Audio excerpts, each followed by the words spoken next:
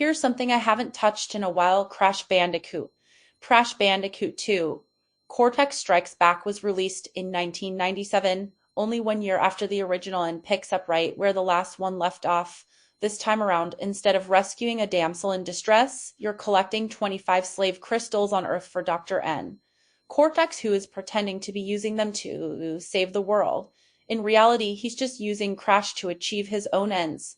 Give the guy some credit. Using your own worst enemy to your advantage like that is pretty clever.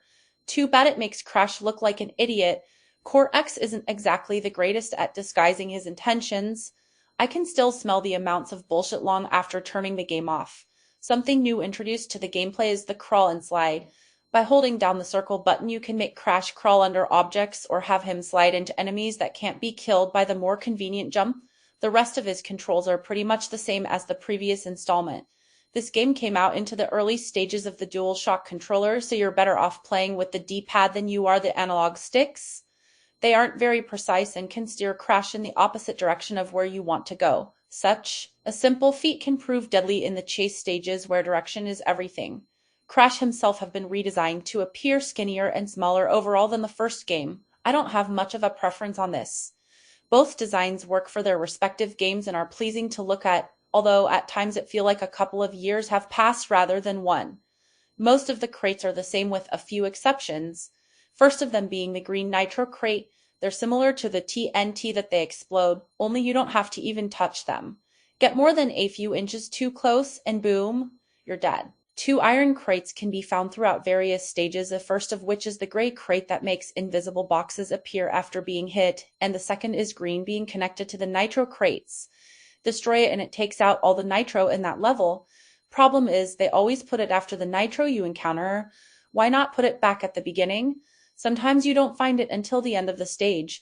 What's the point of hitting it by then? Returning enemies include lab assistants, Venus flytraps, which were changed to purple for some reason, crabs, as well as some new enemies like the penguins, spitter plants, spike rats, and armadillos. Enemies are a product of their environment and naturally grow more complicated to deal with the farther into the game you get. Death is still funny. Whenever you die, it triggers a humorous animation that the designers always intended to soften the blow of losing a life. At first it tends to catch you off guard because you don't expect it, but after a while you get used to it and you're right back to getting frustrated over losing again. Still points for originality if nothing else. Stages such as the water levels, Boulder's Chase, and Ride the Warthog return with a few minor changes. For instance, the Warthog have been changed into a little polar bear, and at one point the giant boulder is replaced with a giant man-eating polar bear. They even add the latter two together for added difficulty. One new reoccurring theme they introduce is the jetpack stage. Crash puts on a jetpack and glides his way through to the end. The controls are as aggravating as they can be. Up is down, down is up, and the slightest tap of X and circle can make Crash go too far in one direction. Why can't it be up and down be down? Is that really so hard? Boss fights occur in between warp rooms and are fairly easy to figure out. Maybe not so much to a child, so we at least know the game isn't unforgiving to kids. I dare say the bosses are easier than the regular stages with the exception of the last two, Dr. N. Jin and Dr. N. Cortex himself. N. Jin attacks you using his mech, and the timing to avoid his attacks can throw you off your game. Cortex is only a pain in the ass because you have to fight with the jetpack controls while avoiding obstacles and hit him 3 times before he can make his escape. Ripto and Cortex are the only bosses from the first game that return, meanwhile N. Jin, Tiny Tiger, and the Komodo brothers all make their first appearances, becoming reoccurring enemies in the Crash franchise. N. Jin and Tiny Tiger would go on to make returns in Crash Warped, while the Komodo brothers were set aside to the spin-off games.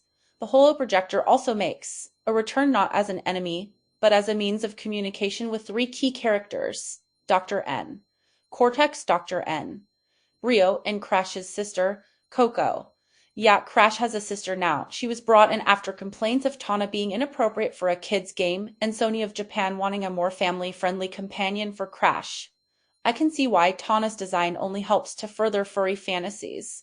Cortex will speak with you in the warp room after you collected a certain amount of slave crystals. He'll even appear to be frustrated with Crash if you don't bring back a crystal from one of the stages. Nice Easter egg, N. Rio will only appear when you start collecting gems, which are needed for a 100% ending, where N. Rio destroys the Cortex Vortex. Coco manages to hack into communications to speak with Crash and reveal Cortex's sinister plot, so she's actually a very intelligent and handy ally to Crash, which is nice to see. The warp room acts as the central hub to all the different levels in your save area. You don't have to complete any unnecessary bonus stages just to save. Graphics have held up pretty well for a game that came out in 1997. From my experience, games with unrealistic character designs tend to last longer than those that do. Nothing strange to report on the sound, and the music complements the overall tone of the game nicely. They even managed to get some decent voice acting and avoid the cringeworthy dialogue that plagues a lot of kids' games. Both Clancy Brown and Vicky Winters excel at Cortex and Coco respectively. Brown is the best VA for Cortex by far in all the Crash Bandicoot's games. Cortex Strikes Back is a worthy sequel to Crash Bandicoot that improves upon the gameplay design and makes an already good game even better. Lovers of the genre will be more than happy to play this game if for some reason you missed it after all these years. This is one game that makes an already impressive library that much better. That it.